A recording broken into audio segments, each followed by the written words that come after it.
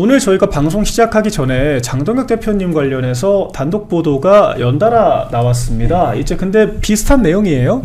일단은 좀 제 입으로 설명드리기 좀 그렇습니다만 제 관련 얘기들도 좀 들어가 있더라고요. 대변인단 재임명을 둘러싸고 비공개 최고위에서 있었던 갑론을박들에 대해서 보도가 나왔고, 기사 한번 틀어주세요. 네, 보면서 얘기 드릴게요. 그래서 그 장동혁 대표께서 굉장히 왜 우리 당은 당대표 중심으로 뭉치지 못하는가에 대해서 좀 여러 아쉬움을 표했다, 이렇게 전해집니다. 뭐 언론들은 뭐 경로다 뭐다 이렇게 표현하지만 뭐 이거는 상투적인 언론의 표현인 것이고요. 네, 그런 좀 절박감과 아쉬움을 표했다라고 하는 거고, 우리는 왜 민주당처럼 못하냐. 이재명은 사법 리스크 안고 있는 단계에서 당대표 하면서 그 사법 리스크도 있는 죄도 없다라고 하면서 당대표를 옹호해가지고 집권까지 한 게 민주당인데, 그렇죠. 왜 우리 당은 그렇게 못하냐 라고 절박하게 호소를 하셨다는 겁니다. 그러면서 이제 또 최고위원들이 뭐 아마 저를 겨냥한 것 같아요. 원내 국회의원들과 현직 시장 등에 대해서 언급하는 게 당직자가 맞지 않다라는 취지로 얘기를 하니, 이제 또 결과적으로 당대표를 공격했기 때문에 사실 그런 일도 있었던 게 아니겠냐라고 하는 취지. 그러면서 어쨌거나 당대표를 지키고자 하는 사람들에 대해서만 왜 페널티를 주자라고 하시냐, 이런 이제 아쉬움을 토로하신 것 같아요. 그러면서 또 다음 기사 하나 같이 보여주세요. 두 번째로 나온 내용이 이 내용입니다. 아니 우리 결의문 채택했는데 다 하자 그래서 했잖아요. 그러니까 우리 모두 안고 있는 의구심이에요. 아니 우리가 사실 이렇게 될 거 알고 있었잖아요. 그러니까 중도라고 하는 게 되게 실체가 없다. 우리나라 같은 양당제는 민주당 아니면 국민의힘인데 대부분의 국민들이 그럼 우리 코어층 떨고 내면은 그분들이 간 만큼 중도가 오는 게 아니다라고 대표께서도 여러 차례 이야기를 했다라고 전해지는데, 결과적으로 사실 원내 의원들의 등살이라고 해야 될까요? 다구리라고 해야 될까요? 네, 못 이겨서 결의문 냈는데, 근데 지금 연달아 지지율이 떨어지고 있어요. 그게 현실입니다. 그래서 이제 대표께서는 차라리 우리 코어층 뭉쳤을 때 훨씬 더 견고한 우리의 성이 있었고 골든 크로스까지 가기 직전까지도 갔었는데 이거 지금 누구 책임이야라고 하는 심경을 가지고 계신 게 아닌가 좀 유추를 해볼 수 있을 것 같아요. 뭐 이거 제가 좀 이야기해도 됩니까? 편하게 말씀하세요. 저희 우파 사랑방입니다. 저는 이거 보면 이런 생각이 들어요. 국민의 힘이라는 성이 있어요. 성. 네. 캐슬 성이 있는데 그 성주가 장동혁이야. 그런데 성 안에 그 귀족들이 있어요. 귀족들. 여기 배지당 귀족들. 네. 번쩍번쩍하는 배지당 귀족들. 귀족들이 있는데 이 귀족들은 너무 일도 안 하고 맨날 놀아 그냥. 그리고 성 밖에 나가서 쉽게 하면 성 밖에 있는 지지자들 만날 생각도 하지 않아요. 그래서 성 밖에 있는 지지자들은 장동혁을 연호해서 장동혁을 성주로 만들었는데, 이 성 안에 있는 귀족들, 재래식 귀족들이죠. 이 귀족들은 성문 딱 닫아놓고 성주를 괴롭힙니다. 그렇죠. 우리말 들어야지. 구중궁궐에서. 그렇지. 내 성주가 말이야 우리말 안 듣고 말이야. 이러니까 성주가 지금 뚜껑이 열리는 거죠. 그런데 성 밖에 있는 지지자들은 장동혁 이렇게 해서 만들었는데 성문 닫아놓고 성 안에 있는 저 재래식 귀족들이 저 장난을 치는 거예요. 저는 그래서 이 사람들을 어떻게 표현하느냐, 배지 카르텔이라고 제가 이야기합니다. 또는 브로커 카르텔. 이 브로커라는 게 한국말로 하면 중개자잖아요. 중개자. 그렇죠. 당원들이 권한을 위임해서, 당원들은 바쁘니까 먹고 살기 바쁘니까 권한을 위임해서 좀 잘 일을 해주시라. 브로커입니다. 브로커. 근데 이 브로커들이 성 안에 들어가서 재래식 귀족처럼 배지 하나씩 달고 자기들끼리 카르텔을 만들어요. 네. 뭐 중진 카르텔, 초선 카르텔, 재선 카르텔, 뭐 어느 지역 카르텔, 뭐 온갖 거 다 만들어요. 뭐 고시 카르텔 등등등. 그러면서 당대표가 마음대로 하지 못하게. 자, 그런데 이 정당 조직을 잘 이해하셔야 됩니다. 정당은요, 공무원 조직은 문서를 생산해서 업무 지시하면 돌아가는 조직입니다. 정당 조직은요, 그런 조직이 아닙니다. 맞습니다. 이게 일종의 노동조합이나 협회 같은 거예요. 네. 위원회 조직이에요. 위원회, 커미티. 뭐냐, 문서 생산해서 해요. 이 되는 게 아니에요. 잘 의견을 수렴해서 전부 위원회에서 결정을 내리면 가는 겁니다. 자, 그러면 위원회 조직에서 의사결정기구의 최고봉은 뭐냐? 노동조합은 총회고, 네. 협회는 협회 총회고, 정당은 전당대회 총당원 총투표입니다. 네. 그렇죠. 전당원 총투표도 당대표 뽑았잖아. 그렇죠. 그러면 장동혁 하자는 대로 해야지. 와. 왜 브로커들이 장난쳐 중간에서. 이것 때문에 지금 성 밖에 있는 지지자들이 열받은 거예요. 내가 왜 투표했지? 내가 이 한 달에 돈 내고 말이야. 내가 주주인데. 아니, 주주들이 하자는 대로 해야지. 앞에 있는 저 임원들이 말이야. 대표이사 힘들게 하고 이거 아닙니까? 그러니까 이런 것 같아요. 그러니까 구중궁궐에서 사실 지금까지 국민의힘의 당원들은 우린 원래 대통령 당이야. 당원들의 역할이 중요한 게 아니라 우리는 원래 제도권 정당이었고 제도권의 여러 권력과 또 이제 조중동의 힘과 우린 그렇게 편하게 정치했어요. 약간 그런 세계관을 가지신 분들이고 당원들은 사실 지금까지는 밖에서 그냥 열심히 당비내주면서 그러니까 열심히 속 키워가지고 그냥 구중궁궐에 세금 내시던 분들 정도로 인식하고 있는 것 같아요. 근데 이제 이분들을 저희가 당신들이 주인입니다 해가지고 우리 다시 성안에서 같이 의사결정하고 우리 같이 정치해봅시다 하는 대표가 나온 건데 이제 그러다 보니까 자기들 자리를 침해한다라고 하는 생각이 들 수 있는 것 같아요. 그래서 브로커들 위기감을 느끼고 다시 내보내고 싶은 거예요. 아니 나가서 당비나 내지 나가서 열심히 그냥 일이나 하지 무슨 들어와가지고 의사결정을 한다고 우리 나으리들이 얘기하는 사실은 10년 전에 그 조영 의원이 그 당원 수가 24만 명 수준이었을 때 언론에 한 말이 있습니다. 아, 당원이 한 100만 명 되면 당심이 민심이지 그렇게 했다고요. 그러니까요. 근데 100만 명 넘었거든. 그럼 당원들 시키는 대로 해야지. 야. 왜 뽑을 때 당심 50%, 민심 50% 그렇게 뽑아요? 당심 100%를 뽑아야지 그러면은. 당대표는 더 그렇죠. 우리 당의 대표인데 그러니까. 왜 당비도 안 내는 바깥 사람들한테 물어봅니까? 국민의힘 주식회사 대표를 주주들이 뽑는 거지 왜 삼성전자 대표이사를 왜 LG 주주들이 뽑아요? 그건 말이 안 되는 거지 그러니까. 그러니까 지금 뭐 미디어 시장도 바뀌었고 당원 주권 중심 시대라고 해서 이제 당원들한테 주권이 주권이 강화된 시대가 왔잖아요. 그런데 저는 이 귀족들도 그렇지만 제가 사실 좀 속상한 거는 당원분들도 밖에서 이렇게 세금 내고 이렇게 하시다가 귀족들이 그동안 막 휘두르고 왕도 휘두르고 대표이사 자르고 막 이렇게 해왔는데 그거를 당연한 듯 그동안 가스라이팅 당하셨던 것들이 지금도 나타나고 있는 게 참 속상하거든요. 그러니까 말씀하신 대로 여기가 대기업이잖아요. 대기업의 주주들이면 이 주주들이 대표이사 막 흔들어? 너네 임원들 다 잘라버려. 사실 이렇게 하실 수 있는데 그게 아니라 더러우니까 우리가 이 대기업의 지분들 여기 다 줘버리고 우리 나가서 창업하자.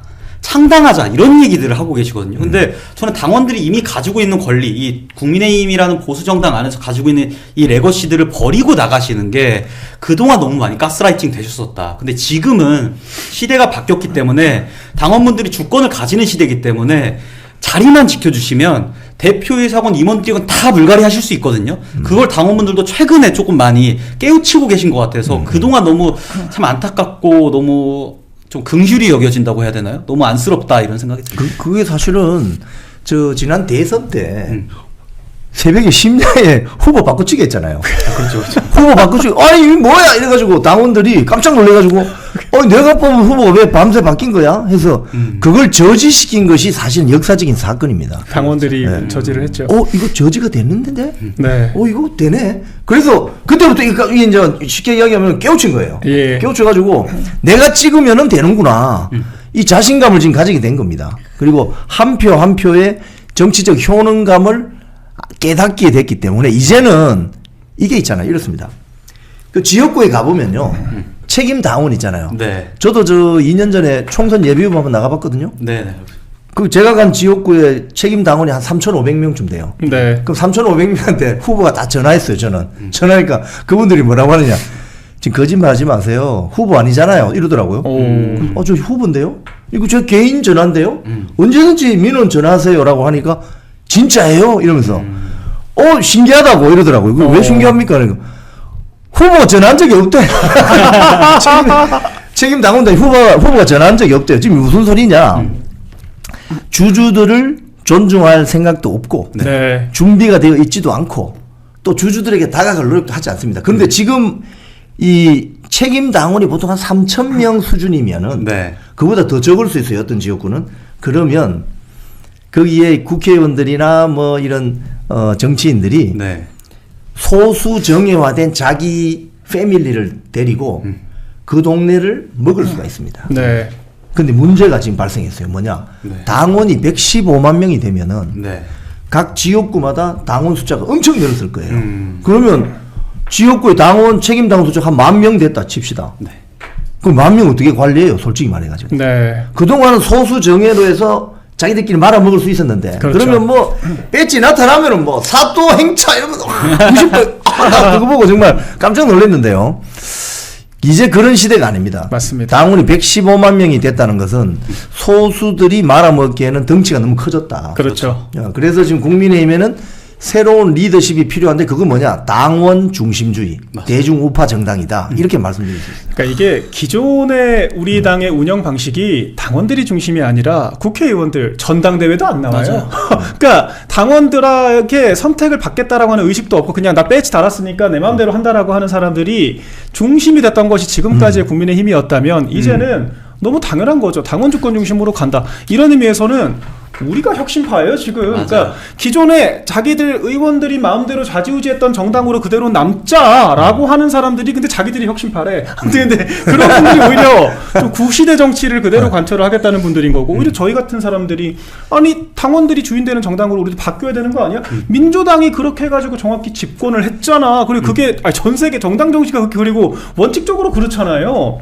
그렇게 바꾸자고 하는 게 저희기 때문에 저는 오히려 우리가 당당하게 이게 바로 당원 혁신이고 우리 박민영 대변인 당직자시니까 우리가 혁신파다. 그까지만 이야기하시고 제가 당직자가 아니기 때문에 제가 좀 거들겠습니다. 네, 좋습니다. 아니 뭐 당내 소장파라고 하는데 엄태영 의원, 부산의 이성권 의원이 소장파입니까?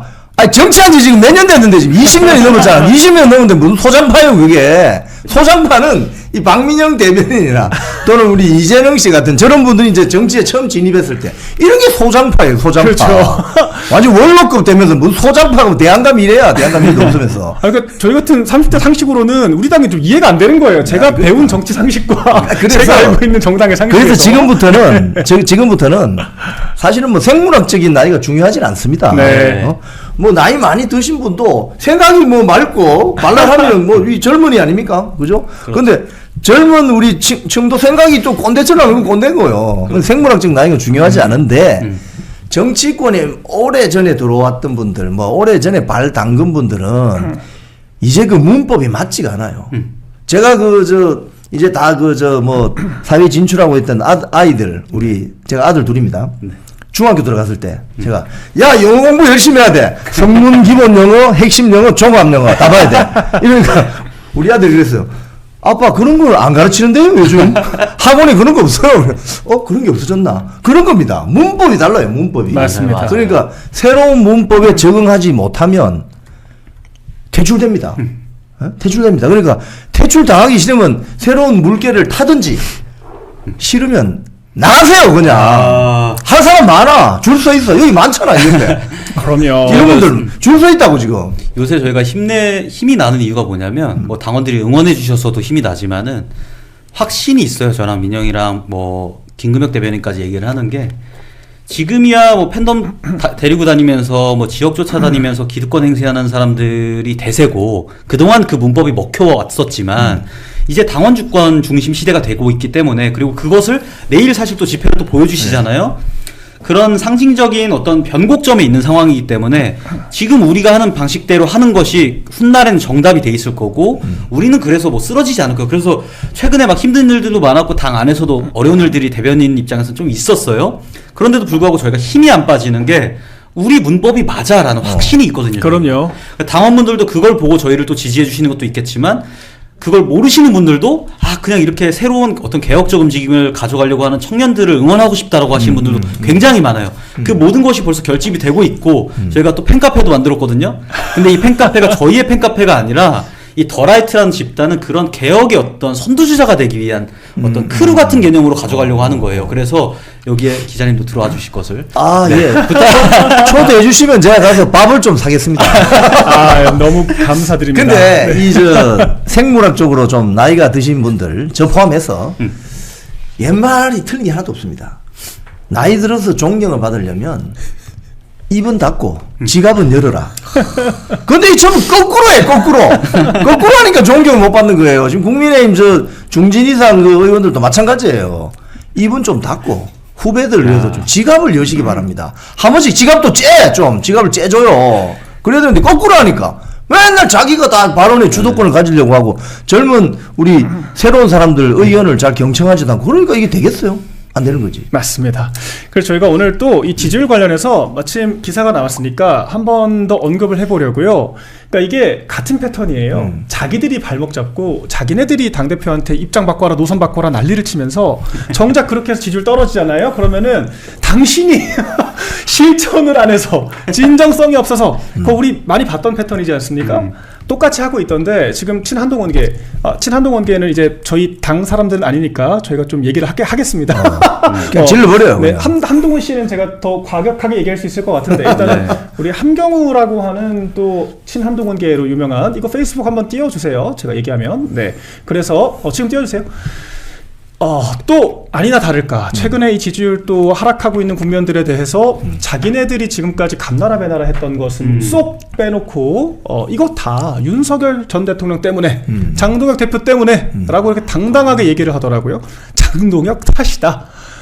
야, 근데 진짜 어떻게 이렇게 패턴이 빼다 박은 듯이 레퍼토리가 똑같은지 모르겠어요. 발목 잡고 흔든 다음에 지지율 떨어진다라고 난리치고 거의 뭐 저주에 가까운 그런 보사를 지내더니 막상 떨어지니까 이거 당신들이 못해서 그런 거 아니야? 라고 얘기하는 이 패턴. 이분 제가 페이스북 들어가서 봤거든요. 네. 계속 페이스북에 뜨길래. 근데 지금 프로필 사진 보면 빨간 넥타이 하고 계시잖아요. 네. 우리 우파와 우리 국민의힘을 위한 메시지들은 하나도 없고요. 네. 전부 다 지도부 디스로만 최근 한 반년 동안 도배를 해놨습니다. 맞아요. 그러니까 이게 사실 빨간 넥타이, 아까 댓글에서 제가 재밌는 댓글 하나 봤는데 이런 분들은요, 이분 옛날에 당직도 맡았던 분이잖아요. 소장파가 아니라 송장파다 이런 얘기 하시거든요. 저는 이런 분들은 송장에 가까운 분들이고 그런 표현이 있다 그런 얘기를 하시는 분들이 네, 그런 분들이 계시다. 네. 이런 분들은 결국에는 목적이 뻔하잖아요. 본인들이 다시 중앙 당직으로 제도권 안으로 들어오고 싶어서 누구 하나 라인 타가지고 하기 위해서 지금 장동혁은 이미 늦었으니까 저쪽 지금 2군으로 밀려나 있는 한동훈 전 대표를 비롯한 인물들 시쳇말로 빨아서 나중에 뭔가 다시 기회를 얻고자 하는 그런 분들, 뭔가 어떻게 보면 송장에 제일 맞는 표현이라는 말들이 있습니다. 네. 그래서 아무튼 뭐만 하면 다 당대표 탓하면서 이 지지율은요. 예. 야, 제가 그 이거 윤석열 대통령 그 탄핵 국면에서 12월 그러니까 2년 전 12월 3일이죠. 그때 이후로 제가 광장에 많이 나갔었습니다. 네. 근데 12월 3일 그 계엄 선언하고 나서 지지율이 갑자기 13%로 뚝 떨어졌다가 네. 1월 15일 날 윤석열 대통령이 체포되니까 갑자기 그때부터 지지율이 올라가기 시작했습니다. 네. 그래서 나중에 그 언론 보도를 보면 한 52%까지 나온 거 봤어요, 제가. 맞아요. 근데 윤석열 대통령의 지지도가 52%가 되니까 국민의힘 정당 지지율도 같이 올라가요. 네. 연동이 돼 있는 거죠. 맞습니다. 근데 그때 그 국민의힘 국회의원들이 그러면 예를 들자면 뭐 우통 벗고 그 추운데 우통 벗고 싸웠어요, 나와서. 싸우긴 개뿔. 전부 숨어 있다가 나중에 우리 이혜원 기획예산처 장관 후보자에서 탈락한 이혜원이 이제 대표적인 건데 네. 딱 간 보고 있다가 야 요거 윤석열 정권 넘어갈 것 같은데 이러다가 지지율 올라간다 이러니까 국민 여러분 이번 탄핵은 안 되고요 고생하십니다. 진짜 놀고 있는 거지. 그러니까 딱 보고 있다가 기회주의 배신자 세력은 딱 보고 있다가 윤석열 대통령 지지율 올라가네? 야 그러면 윤석열 대통령 돌아올 수 있는 모양이다. 야 나도 가서 좀 거들어야 되겠다. 어디 쇼잉을 해야 되겠다. 쇼질 해야지. 기록에다 남기. 세이브 코리아 집회라서 한 말이 그거 아닙니까? 네. 그런데 그때 국민의힘 국회의원들이 한 게 뭐 있어요? 솔직히 윤석열 대통령이 다 온몸으로 그냥 내가 잡혀 들어갈 테니까 내가 이 반국가 세력 척결해야 돼 이런 메시지를 던지니까 국민들이 야 용감하다 윤석열 대통령 이렇게 한 겁니다. 그건 지금도 마찬가지예요. 장동혁 대표는 싸우려고 하는데 여러분 복싱 아시죠? 네. 도전자는 야당은 챔피언한테 달라붙어서 두들겨 패야 되는 겁니다. 국민의힘이 언제 좀 챔피언이야? 야당 정신 차리라고. 야당은 무조건 인파이터 들어가서 어떻게 해든 챔피언을 두들겨 패가지고 다운시키려고 해야지. 그러다 보면 많이 터집니다 사실은. 네. 얻어맞기도 하죠. 근데 얻어맞기는 싫고 챔피언을 다운시키기는 쉽고 이러니까 뭐냐 도망다니다가 살살 다니 누가 대신 패주기를 원하는데 네. 세상에 공짜 없습니다.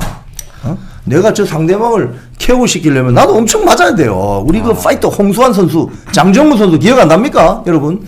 그러니까 지금 이 국민의힘 내부의 이 비겁한 기회주의 배신자 세력의 문제점은 뭐냐?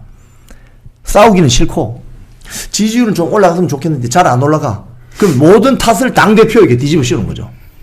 그리고 당대표가 단식할 때 뭐 했어? 그럼 동조 단식이라도 하던가. 옆에서 김재원 최고위원 3일 하다가 그냥 가셨는데. 그러니까요. 오래 못했죠. 그 이외에 뭐 단식한 사람 있어요? 나경원 의원 전에 그 일주일 동안 텐트 쳐놓고 농성할 때 그거 완전히 와보지도 않고 말이야. 당대표 단식할 때 혹시 배현진 의원 왔어요? 안 온 것 같은데? 안 왔습니다. 오히려 가장이 굶어 죽는다고 어쩌고. 그때 당대표가 단식을 하니까 지지율이 버틴 거 아닙니까? 이렇게. 맞아요. 필리버스터 24시간 하니까 필리버스터 24시간 해봐요. 제발 좀. 그 친한계 의원들. 못하면서 말이야. 그동안 장동혁 대표가 본인이 결단해서 뭔가 움직임들을 보여줬을 때는 여론조사가 어디서 했든 간에 다 지지율이 올랐어요. 그리고 뭐 계엄사과문, 뭐 결의문 이런 거 나올 때마다 남들이 이렇게 해야 됩니다 해서 했을 때는 다 떨어졌거든요. 그러니까 사실 그래프만 놓고 봐도 뭐가 맞는 방향인지 알 텐데 그것들을 얼마나 악의적으로 사용해서 지도부를 흔들려는 분들이 계신지를 저희가 알 수 있겠고. 근데 저는 한 가지 좀 그래도 희망적이고 기분 좋은 거는 당원들이 알고 계신다는 거예요, 이제. 너무 최근에 뭐 계엄 이후로 탄핵 이후로 여러 가지 일들이 있다 보니까 학습도 많이 되시고 굳은 살도 많이 먹이셔서 이제 응용 문제들도 본인들이 직접 다 풀어나가고 계신단 말이에요. 그러다 보니까 이제 무슨 일이 있더라도 쉽게 뭐 그런 계산 속에 휘둘리는 게 아니라 직접 올바른 판단들을 다 하고 계시더라고요. 안에서 직접 보고 계시지 않는다 하더라도. 그래서 저는 그런 부분이 참 그래도 그나마 긍정적인 상황이 아닌가. 지금 사실은 지금 뭐 결의문 발표했죠. 계엄 사과하라 해가지고 비스무리하게 또 제스처했죠. 자, 그러면 시키는 대로 다 했잖아. 그러면 지지율 올라야지. 지지율이 왜 안 오르냐? 왜 그러냐? 국민의힘 안에 있는 이 일부라고 제가 표현하겠습니다. 네. 100%는 아니니까. 이 배신자 기회주의 세력은 어떤 특성이 있느냐면 우리가 선거에서 이야기할 때 주로 집토끼, 들토끼, 산토끼 이야기할 때 국민의힘의 입장이라면 산토끼는 민주당 지지자들입니다. 그리고 집토끼는 국민의힘 지지자들이고 네. 들토끼는 소위 말해서 스윙 보터. 뭐 좋게 이야기해서 스윙 보터지 기회주의 세력 아닙니까 솔직히. 어디 조금 콩고물 떨어지는데 한번 붙어볼까? 이런 생각을 하는 사람도 아니에요 솔직히 말해서. 그런 분들은 이번 지방선거 투표 하나도 안 나와요 사실은. 네. 그런데 우리 집토끼를 먼저 존중해줘야 돼요. 맞아요. 집토끼를 존중하고 이분들이 잘 되고 해야 지나가던 들토끼들이 야 저기 가면 뭐 좀 콩고물 좀 떨어진다는데 나도 저기 갈까? 이렇게 생각하지. 산토끼는 안 옵니다. 산토끼는 백날 다녀봤자. 아니, 왜? DNA가 다르기 때문에 여기 호감을 안 느껴요. 그러니까 민주당을 전통적으로 지지했던 사람들은 국민의힘 안 찍습니다.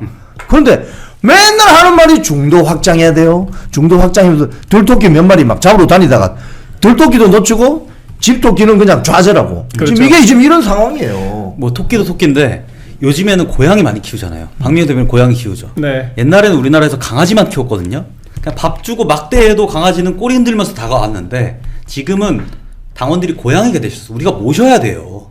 모셔야 인정받고 그러니까 그런 시대가 됐는데 아직도 집토끼들 그러니까 고양이들한테 강아지 대하듯 하시는 분들이 우리 당의 주류로 남아있는 게 그게 제일 문제다라고 말씀하신 것 같습니다. 그러니까 이게 음식점으로 좀 비유를 해보더라도 이게 사실 정관회층들은 일일이 음식점들 알아보고 가진 않거든요. 인플루언서들이 여기 맛집이에요 소개하면은 사실 찾아가고 아니면은 뭐 이렇죠. 저기 줄 많이 서 있네. 저기 맛집인가 보다 하고 가잖아요. 그러니까 우리 가게 잘 나가는 가게다라고 홍보를 해야 그게 사람들이 모여드는 오히려 비결이 되는데 이 잘 되는 집 안 되는 집 지금 비교를 해보자고요. 민주당의 자칭 소장파 있습니까? 민주당의 혁신파 있어요? 아니 잘 나가는 집 사람들은요. 근데 그 사람들은 지금만 그런 게 아니라 야당일 때도 혁신파니 소장파니 그런 거 없었습니다. 이재명 중심으로 그냥 똘똘 뭉쳐서 방어막을 쳤죠. 그러면 일단 일반 국민들은 전에 왜 저래 하다가도 근데 국민의힘은 저렇게 자중질환하고 싸우는데 민주당은 어쨌거나 단일대우로 하는 거 보니까 야 저기 민주당 국회의원들 다 이재명 옹호하는 거 보니까 진짜 좀 저 사법 리스크도 약간 만들어진 거 아니야? 이제 이런 분들이 생겨나기 시작하는 거예요. 이제 그러다 보니까 이거 목소리 큰 사람 사람들이 40% 정도가 우기면 나머지 뉴스 자주 안 보는 정관여층들은 그런가? 할 수 있어요. 그러니까 옳고 그름을 따지는 거는 선생님들이 하는 거고 정치는 그렇다고요. 그렇게 해서 민주당은 그렇게 위닝 멘탈리티로 집권했고 지금도 무슨 소장판이 뭐니 그런 거 없습니다. 사실 그냥 내가 가는 길이 곧 길이에요. 민주당은 혁신파는 없는 것 같고 네. 과격파가 있습니다. 과격파. 그렇죠. 뭐냐면 맞아요.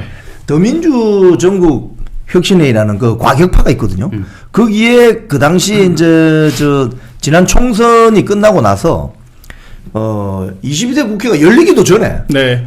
당선자들이 텐트 쳤잖아요. 그 국회의사당 앞에. 네. 그런 일은 전무후무합니다. 그러니까 그렇죠. 현역 의원들이 이제 이렇게 좀 기회를 줘가지고 그 더운데 텐트를 쳤어요. 맞아. 근데 저 사람들이 뭐 하나, 그 계단 밑에서 뭐 하나 봤더니 뭐 주장을 하는데, 민주당의 초선들은 저런 결기라도 있네. 그렇죠. 파이팅이 넘치는 거죠. 네. 그 말은 뭡니까? 내 이제 좀 며칠 있으면 저 이제 내 국회의원 되는데, 내 들어가면 그냥 갈아엎을 거야. 이런 결기를 보여주는 거예요. 그런 게 소장파지. 그렇죠. 근데 이제 우리가 과격파로 보는데, 이쪽은 국민의힘은 전혀 그렇지 않습니다. 그리고 또 민주당에 있는데 국민의힘이 없는 거. 민주당은 그 국회의원들이 뭘 잘못하면 휴대폰 가져와. 휴대폰 좀 검열해 봐야 되겠어. 그렇죠. 윤리감찰단. 아주 기강을 제대로 잡죠. 윤리감찰단 뜨면요. 그냥 현역 배지들도 자 1분만 좀 쓰겠습니다. 희야시 됩니다. 희야시. 근데 이 국민의힘은 윤리위원회가 뭐라고 하면은 윤리위원회 사퇴하라 이러고 말이죠. 이거 뭐 기율이 없어, 기율이. 그러니까 그러니까요. 이게 당이 지금 이 모양 이 꼴이라 이 말입니다. 당에 지금. 속 키우는 사람은 없고 속 키우는 사람들한테 감나라 배놔라 잔소리하는 우리 시어머니들만 좀 많이 계신 느낌이 아닌가 생각이 들어서 네. 우리 당에서 그렇잖아요. 지금도 사실 일하는 사람들 조금만 좀 거슬리는 행동하면 이래서 문제고 저래서 문제고 나가란 얘기만 하지 잘한다고 칭찬하는 사람 없거든요. 우리 당에서 잘하고 고생했다고 공천 받는 경우 잘 못 봤는데 그러니까 우리 당 같은 경우에는 속 키우는 사람들만 바보 되고 가만히 있는 게 우월 전략이 되는 거예요. 그러니까 소장파들만 우리 진행자님 예. 댓글에 네. 희야시가 뭐예요? 희야시가 뭡니까? 참. 희야시는 냉동된다는 소리지. 딱 조심해. 얼음. 이게 희야시입니다. 네. 일본말. 우리 당 같으면은 당신들이 뭔데 윤리위가 뭔데 그러니까요. 그냥 가처분 쪼르르 남부지법 달려. 그러니까 그 김상욱이 울산시장 지금 나온다는 민주당 김상욱이가 네. 여기서 뭐 마음대로 자율 투표하고 하다가 민주당 우리 징계도 안 했어요 한 번도. 휴대폰 가져오고 이 당은 휴대폰 가져오래. 와 무섭다 이거. 그래 이제 알아서 그 전체주의 정당 아니야? 여기 있을 때는 몰랐지. 그러니까 이런 윤리감찰단 같은 아주 규율을 엄격하게 세우는 이게 필요해요. 맞아요. 그래서 그럼요. 필요하면 제명시켜버리고 네. 하기 싫으면 저리 가 그냥 꺼져. 한 사람 많으니까 여기. 맞습니다. 그래서 우리 정당이 참 이게 조직 구성 자체는 저는 여전히 정책이나 국정 방향성이나 어떤 국가를 위한 이 일을 한다라고 형태에서는 국민의힘에 훨씬 더 적합한 인재들이 많다라고 여전히 생각을 합니다. 그런데 이 정치의 영역 있잖아요. 국민들을 설득하고 집권을 한다라고 하는 정치의 영역에 있어서는 정말 우리가 이제 민주당에 좀 배워야 할 것들이 많아요. 저 처절하게 대통령당을 상대로 밑바닥부터 정말 뭐 민중총궐기니 뭐니 막 5만 방식 동원해가지고 집권까지 이르게 된 저 노하우를 이제 저희가 배울 때가 됐습니다. 우리 이제 야당 됐잖아요. 근데 요새 네. 조금 이것도 희망적인 얘기를 좀 자꾸 하게 되는 게 장동혁 대표 단식할 때 청년들이 한 100명 정도가 왔었어요. 자발적으로 온 걸 이제 모아서 입장을 시켰는데 그때 당시에 아마 거기 있던 분들 다 아실 거예요. 한 4분 정도가 네. 서로 아는 사이도 아니에요. 자기들도 동조 단식을 하겠다는 거예요. 이야. 그러니까 오히려 우리 기득권 사실 저희 30대만 하더라도 약간 여기 물들어 있는데 기존의 정치에 이 20대 청년들은 싸울 줄 알고 네. 뭔가 체질 개선이 되는 듯한 그런 느낌을 제가 그 당시에 받았었거든요.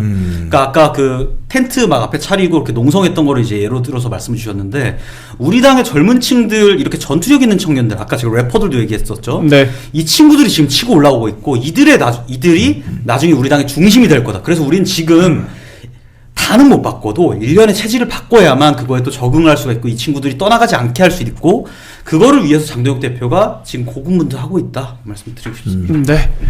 오늘 3,000분 가까이 시청해주고 계신데 좋아요, 기자님 구독 구독, 좋아요 한 번씩 부탁드리겠고요. 저희가 또 기자님 어제 쉬었어요. 그래서 요새 퐁당퐁당 방송하고 있어가지고 네. 근데 이제 목요일 하루 쉬었음에도 불구하고 정말 많은 분 찾아주셔서 감사드리고요. 좋아요, 구독 한 번씩 부탁드리고 저희가 오늘은 질문을 또 좀 추려서 한번 받아봤습니다. 이거 한번 정리하고 좀 민주당 이야기로 넘어가 볼게요.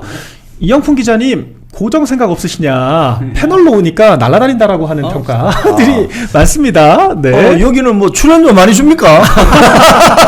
저희가 이제 모실 수 있는지를 저희가 파악을 좀 해보겠습니다. 우리 기자님 저희가 모시려면 네.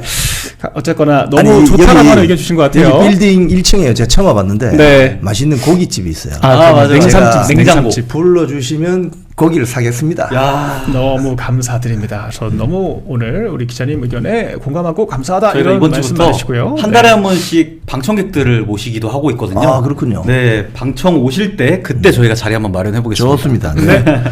그리고 근데 질문이 좀 다들 너무 지엽적이라 제가 골라서 하겠습니다. 네, 좀 다시 좀 추려주세요. 다 너무 지엽적인 질문을 좀 골라주셔가지고 제가 저 이거 댓글 오는데 예. 공채 기자 출신 맞는 거예요? 개그맨 출신 아니에요? 아, 왜 이러십니까 이거. 저는 사실 KBS에 다시 입사하면 예능 PD를 한번 해보고 싶은 생각도 있습니다. 이제 네, 들어서. 좋습니다. 지금 우파 콘텐츠들 중에 변기 클리닉이라는 콘텐츠가 예, 있습니다. 거기에 KBS PD님들이 굉장히 많이 와 계십니다. 아, 그러세요? 네, 그래서 그분들 중심으로 해갖고 우파 쪽에서도 솔직히 적자지만 우리 이런 우파 쪽 예능 프로그램을 하나 만들어보자 해서 PD님들 중심으로 좀 해서 모여서 만들고 있더라고요. 네. 질문을 못 추리고 있어서 그냥 아무 소리나 해봤습니다. 네, 그러시죠. 뭐 조금 더 정리를 좀 해주시고요. 그러면 한동훈 씨 얘기를 좀 해볼게요. 우리가 또 이제 장외 인사이지만 저희의 잠재적도 경쟁자라고 해야 될지 모르겠습니다만 될 수 있는 한동훈 씨이기 때문에 뭐 조금 간소하게만 저희가 준비를 해봤는데 요새 이제 좀 광대가 되기로 했나 봐요.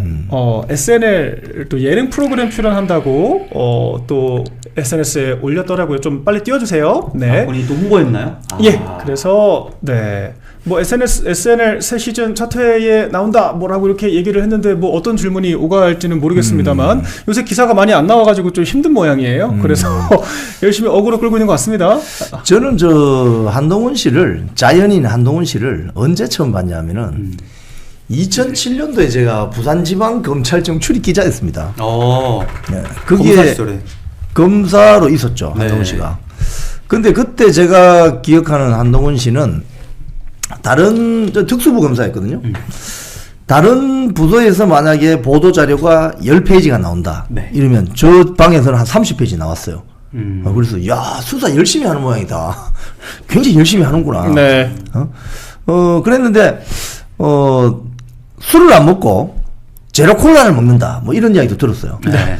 그 귀도 크고 귀가 늘씬하더라고요. 그래서 별로 안 큽니다. 그래서 하여튼 그런 기억을 가지고 있어요. 인형이 웃는 게 더 그런 기억을 가지고 있는데 지금 이번에 이제 이 정치인으로 들어와서 사실 지금 이 애국 국민들이 지금 요 모양 요 꼴 우리가 이렇게 쌩 고생하는 이유가 다 복귀를 해서 찾아 가보면 누구를 만나냐? 한동훈 씨를 만나는 거예요. 네? 저는 그래서 이렇게 생각해 봅니다. 한동훈 씨가 2024년입니까? 네. 저 비상계엄이 12월 3일이죠. 그죠? 2024년 12월 3일. 그리고 2024년 12월 7일 1차 탄핵 소추안 투표. 그 투표 불성립이라고 하죠. 부결된 거 아닙니까, 사실상. 그렇죠. 일주일 뒤인 12월 14일 2차 탄핵 소추안 투표에서 가결되잖아요. 네. 제가 만약에 그때 한동훈이었으면은 적어도 우리가 성렬이 형을 파면시킬 수는 없지. 우리 막 온갖 비난을 들어도 지키자라고 했을 거예요. 아마 그랬으면 지금 대통령 후보 됐을 것 같은데. 그렇죠. 예? 그러니까 순간의 선택이 그냥 조져버린 거지, 그냥 한마디로 정치 인생 그냥 망가뜨린 겁니다. 그래서 대한민국 국민들은 특히 우파 국민들이 제일 싫어하는 게 뭐냐? 배신자 프레임에 걸리면 끝장나는 거예요. 근데 지금 하는 행태가 관심은 받고 싶고 갈수록 관심도는 떨어지고 뭔가 좀 해보고 싶은데 안 되고 집토끼 세력들 이 우파들은 갈수록 외면하게 되고 이제 본질을 알아버린 거죠. 비대위원장에서 총선 말아먹고 당대표 됐지 않습니까? 네. 그때 안 나왔어야 되는데 그때 왜 그렇게 됐느냐? 당원들이 다 몰랐어요 그때. 네, 맞아요. 한동훈의 본질에 대해서. 일단 생물학적으로 좀 젊고 말이지. 뭐 얼굴도 뽀얗고, 화장한지 몰랐네. 뽀얗고, 뭐 키도 크고, 그 구두 이상한 구두 신은지 몰랐네. 뭐 하여튼 뭐 그래서 다 속아버린 거지 우리가. 이제는 아는 거지. 근데 아직까지도 따라다니는 그분들은 본인이 알아서 하시기 바랍니다. 제가 하나 조금 말씀드리면 SNL 같은 경우에는 보통 한 달에서 한 달 반 전에 출연 약속을 잡습니다. 그리고 2주 전에 미팅을 해요. 작가 CP 이런 분들이랑. 그리고 작가 CP가 이런 얘기 하시는 거 어떠세요? 제안하는 것도 있지만 본인이 그 아티스트 그 연예인이죠. 연예인이 저 이런 얘기는 하기 싫습니다. 오히려 저 이런 얘기 요즘 하고 싶어요. 정치적으로 이런 거를 어필하고 싶어요. 라고 해서 사실상 그 질문이 미리 다 2주 전부터 얘기가 된 내용이에요. 그러고 나서 촬영 이틀 전에 마지막으로 최종 대본이 옵니다. 그걸 가지고도 티키타카를 해요. 나 이런 건 빼고 싶다. 이런 건 듣고 싶다. 이런 얘기를 하는데 저번에 SNL 출연할 때가 아마 작년 4월인가 그랬던 것 같아요. 그때 뭐 계엄을 막았느니 네. 이런 컨셉들을 그때 잡았던 걸 보고 때였을 거예요. 네. 제가 그걸 보고 야, 저 사람이 저런 컨셉으로 작가들한테 푸시를 했구나라는 걸 그때 느꼈었는데 이번에도 정말 뭐 프리스타일로 한동훈 대표가 답변하는 게 아니라 저 질문이 나오게 된 계기가 한동훈이 저 질문을 해달라고 요청을 해서 그걸 기반으로 대본을 짠 거라고 보고 그걸 알고 보시면 아마 한동훈이라는 사람이 어떤 사람인지 그리고 어떤 컨셉을 잡고 싶은지에 대해서 아마 더 잘 아실 거다 이런 말씀도 드립니다. 한동훈 씨가 좀 딱한 게 이거는 평론가들도 다 하는 얘기예요. 이제 인정하는 얘기인데 특정 세대, 특정 성별을 제외하면은 소구력이 전혀 없다. 일관된 평가를 받고 있거든요. 왜 딱하다고 하냐면요. 이게 어떤 플랫폼에 나가서 인지도를 쌓는 게 중요한 게 아니라 얼굴 비출수록 비호감도만 올라가는 사람들이 있어요. 한동훈 씨 같은 부류들 특히 2030 세대 입장에서는 정말 꼴 보기 싫습니다. 아마 통계를 보세요. 젊은 세대들이 한동훈 씨가 노출이 안 돼가지고 싫어하는 게 아니라 노출이 될수록 이 사람이 얼마나 위선적이고 젊은 층들은 가짜를 싫어합니다. 맞아요. 불공정한 걸 싫어하고요. 그리고 저렇게 의리 없는 사람들 제일 싫어해요. 그러니까 이 총체적인 위화감을 불러일으키는 본인의 자기 객관화가 안 되고 이 특히 있잖아요. 요새 젊은 사람들 쿨한 거 좋아하거든요. 자기 결핍을 인정하고 가야 젊은 사람들은 그래 쿨하네. 차라리 홍준표 시장처럼 그래 나 막말 좀 했다. 차라리 그래버리면 콩카콜라 그래요. 근데 한동훈 씨는 자기 컴플렉스를 인정하기 싫으니까 굉장히 방어적인 화법을 동원하고 자신을 지적하는 상대방을 악마화하는 방식으로 자기 방어를 해요. 근데 이런 사람들을 젊은 사람들은 정말 싫어합니다. 그렇기 때문에 나오면 나올수록 마이너스다. 이런 좀 조언을 제가 드리고 싶고 저 같은 참모가 있어야 한동훈 씨가 좀 지지율 관리 될 텐데 안타깝습니다. 소련 공산당 시절에 말이죠. 네. 스탈린이 한 말이 있습니다. 서방에서 소련 공산당을 몰래 돕고 있는 일종의 반국가 세력, 뭐 스파이 세력을 뭐라고 했냐? 쓸모있는 바보들이라고 했습니다. 쓸모있는 바보들. 쓸모 있잖아요, 그죠? 근데 뭐 알아서 뭐 서방에 있는 좌파 지식인 뭐 등등 우리 이름만 되면 유명한 소설가 뭐 철학자 많이 나와요. 그 사람들이 나중에 알고 봤더니 소련에 부역한 지식인들이다 이거죠. 네. 쓸모있는 바보들인데 서방 체제를 무너뜨리는 데는 쓸모가 있었죠. 예. 근데 이제 소련이 해체되고 나니까 쓸모가 없어. 그렇죠. 쓸모가 없으면 어떻게 되느냐? 폐기 처분됩니다. 지금 자연인 한동훈 씨가 앞으로 정치를 계속 하고 싶으면 효능성이 높아야 돼요. 쓸모가 있어야 돼요. 근데 우파 국민들이 어떻게 생각하느냐? 이제 쓸모가 없는 거예요. 네. 또 좌파들도 마찬가지입니다. 박지원 씨가 뭐라고 했습니까?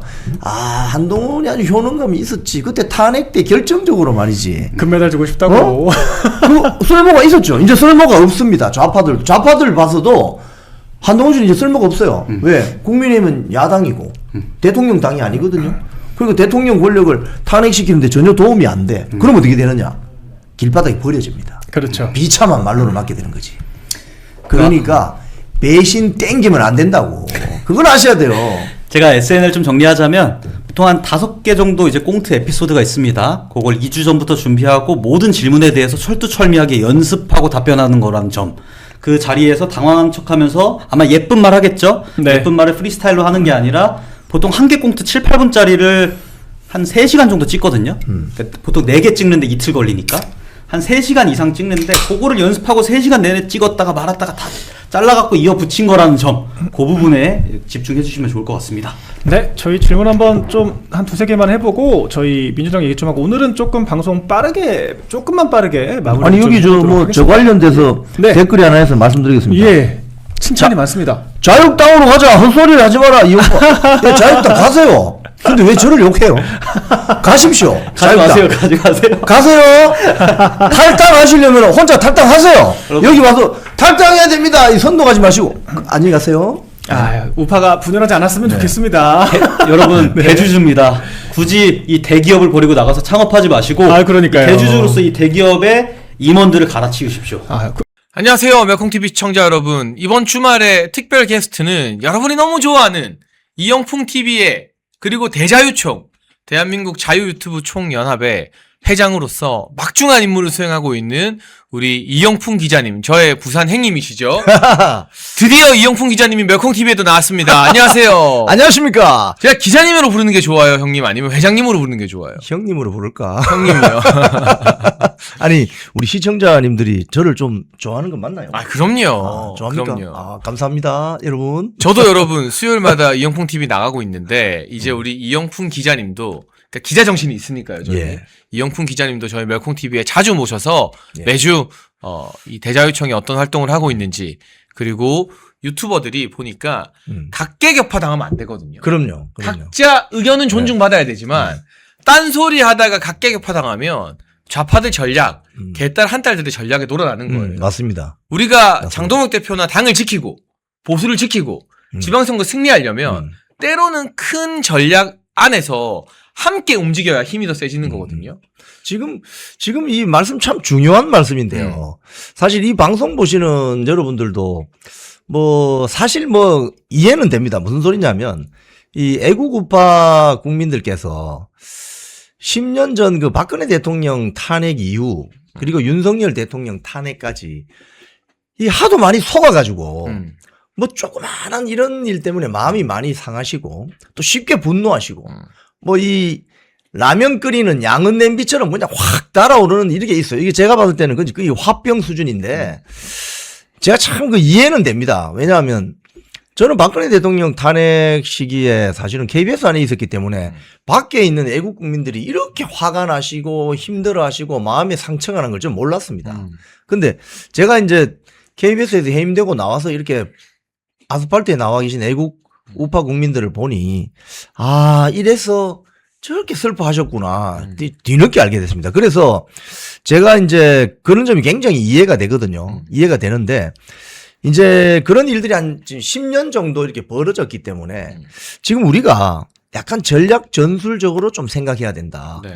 대자유총이 만들어진 것도 이 여러 회원사 대표들이 어떻게 보면 집단 지성이 규합이 되고 단합이 되어서 우리가 이 맨투맨으로 1대1로 이렇게 당하면 격파당할 수 있다. 그래서 그 무리해서 이탈하는 순간 늑대가 잡아가잖아요. 그죠? 네, 네. 양들도 무리해서 이탈하면 늑대가 잡아먹습니다. 그래서 무리를 지어서 가야만 법률적인 리스크도 좀 해소하고 또 서로 만나서 이야기하다 보면은 뭔가 좀 의견들이 이렇게 조율이 돼요, 사실은. 왜냐하면 혼자서 생각하면은 좀 튀는 생각을 할 수는 있겠는데 네. 전체적인 정치 흐름이나 또 이런 정보를 좀 교환하다 보면은 좀 슬기로운 방안이 생깁니다. 그래서 그런 것 때문에 이제는 좀 뭉쳐야 된다. 그리고 발언이나 이런 것도 조금 내가 절제해야 될 부분은 절제할 필요가 있다.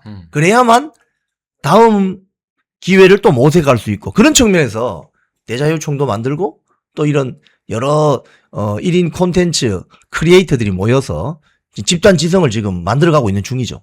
네. 그런 의미에서 우리 대자유총이 이 장동혁 대표를 지키고 또 토요일에 지지난주에 이어서 이번 주에도 정말 많은 분들이 장동혁 대표와 네, 많이 왔어요. 지도부를 지키기 위해서 모이고 이런 역할을 하는데 예. 제가 한 가지 이 질문을 먼저 드리고 싶어요. 예.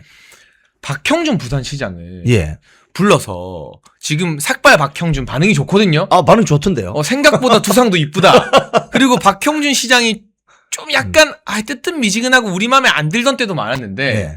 뭔가 달라지고 강해지고 네. 또 특히 저는 그 세계로교회 손현보 목사님 아들 송영강 교수를 선대위원장으로 영입한 걸 제가 아주 박수치고 높게 평가했는데 예. 대자유총에서 박형준 시장을 불러서 토론을 했다는 건 뭔가 이 유튜브를 시청하시는 우리 당원들과 지지층들에게 메시지를 주고 싶은 겁니까? 이런 거죠. 사실은 사람 직접 만나서 대면해서 물어보면 네. 내가 몰랐던 걸 이렇게 알 수가 있습니다. 그렇죠. 네. 지금 사실 박형준 부산시장 같은 경우에 아직 예비후보 등록을 안 했다고 하셨더라고요. 곧 하실 것 같은데. 근데 이제 이런 게 있죠. 우리 보수우파 진영에 유행하는 말 중에 6개월 보수, 6개월 보수라는 말이 있습니다. 그건 뭐냐 하면 선거 전부터 6개월부터는 아주 선명한 우파인데 또 그 선거가 지나서 이기면은 또 아주 온건한 노선을 탄다. 뭐 이런 식의 어떤 비유를 들어서 그렇게 말씀하시는 건데 제가 토론회장에서 물어봤어요, 직접. 아니, 박형준 시장님은 6개월 보수라는 말 아시죠? 하니까 안다고 하시더라고요. 그러면서 그동안 정치적인 발언 굉장히 자제하시더니 이 선거 앞두고 막 머리도 밀고 말이죠. 범어사 주지스님처럼 이 머리도 부산에 가면 제일 큰 절이 범어사입니다. 네. 범어사 주지스님처럼 머리도 밀고 뭐 아주 투사인 것처럼 그래서 6개월 보수 아니냐 이런 우려 또는 의심을 한다. 이 실시간 댓글이나 이런 걸 보면은 그랬더니 제가 그 이야기를 듣고 저도 약간 좀 영향을 받았어요. 설득이 됐어요. 무슨 소리냐면 본인은 기본적으로 합리적 보수주의자다. 이렇게 이야기하시더라고요. 그래서 어떤 시츄에이션을 피해가기 위해서 어떤 위기 상황을 모면하기 위한 합리적인 그런 말이 아니고 네. 기본적으로 상대방의 의견을 존중하는 합리적 보수주의자인데 그렇다고 하더라도 나의 생각을 상대방에게 강요하면 안 된다. 그래서 좌파들이 잘하는 것처럼 갈라치기 같은 거 하면 안 된다. 그래서 그런 걸 안 하려고 하다 보니 예를 들자면 개딸 이러면 개딸 아닌 사람은 전부 배제되고 뭐 이런 게 좌파들의 속성이거든요. 좌파들이 이게 원래 좌파의 역사가 역사적으로 보면은 이 소수로 시작했기 때문에 자기들끼리 단결은 되게 잘 되는데 네. 어떤 새로운 세력의 유입을 굉장히 막는 이런 차원에서 선전선동이 기본입니다. 좌파 세력은. 그래서 그런 부분에 대한 어떤 거부감이 있었기 때문에 내가 생각을 너무 남에게 강요하지 않고 예를 들면 한 달 이렇게 많이 이야기 하잖아요. 그죠? 네. 한바 이런 것에 대한 약간 거부감이 전체주의적 사고방식에 대한 거부감이 있었기 때문에 발언을 조금 조심했을 뿐이지 기본적으로 합리적 보수주의자다. 제가 그래서 그 부분 좀 설득이 되더라고요. 설득이 되는데 그래서 제가 또 하나 더 물어봤습니다. 한동훈하고 친합니까? 물었더니 친하지 않다고 말하시더라고요. 확실하게 박형준 시장이 우리 부산시장 후보가 다시 되고 부산시장에 당선되면 한동훈 부산에서 설 자리가 없다. 특히 부산이 왜 중요하냐면 거기에 조경태, 그래요. 맞아요. 정현욱, 맞아요. 그리고 정성국이. 정성국. 그러니까 한동훈에게 우호적인 한동훈 딸랑이들이 유독 부산에 많이 포진돼 있거든요. 그런 부분에 대해서 박형준 시장은 지금 긴가민가하는 우리 자유우파 국민들, 국민의힘 당원들이 믿어도 되는 후보였나요? 대자유청 토론회 결과? 일단 이런 거죠. 모든 선거에서 이 방송 보시는 우리 시청자님도 이 말씀을 참 한번 새겨 들어주셨으면 좋겠어요. 모든 선거 또는 식당에 가서 음식 메뉴판을 보고도 최선을 선택하는 게 제일 좋죠. 그죠? 근데 최선이 없어요. 그럼 어떻게 해야 됩니까? 차선, 세컨 베스트를 초이스해야 됩니다. 차선. 그럼 차선도 없다 이러면 뭡니까? 차악. 최악은 피해야 되니까. 최악은 피해야 됩니다. 그러니까 최악을 피하려면 차악이다. 그러니까 이 메뉴판에 최선의 메뉴만 있으면 얼마나 좋겠습니까? 그래서 저는 최선이 안 되면 차선, 차선이 안 되면 차악이라도 초이스해야 된다. 부산 지금 시장 후보가 2명이잖아요. 국민의힘. 네. 박형준, 주진우입니다. 그럼 주진우에 대해서 이제 우리가 묻는 거죠. 방송에서 매번 묻습니다. 네. 한동훈하고 친합니까? 제가 박형준 시장한테 물었어요. 네. 한동훈하고 친합니까? 그러니까 박형준 시장은 친하지 않습니다. 네. 라고 답을 했어요. 그럼 똑같은 질문을 주진우 의원에게도 하고 싶어요. 한동훈하고 친합니까? 물었더니 방송에 대한 이 방송 모니터링 할 거 아닙니까? 그죠? 네.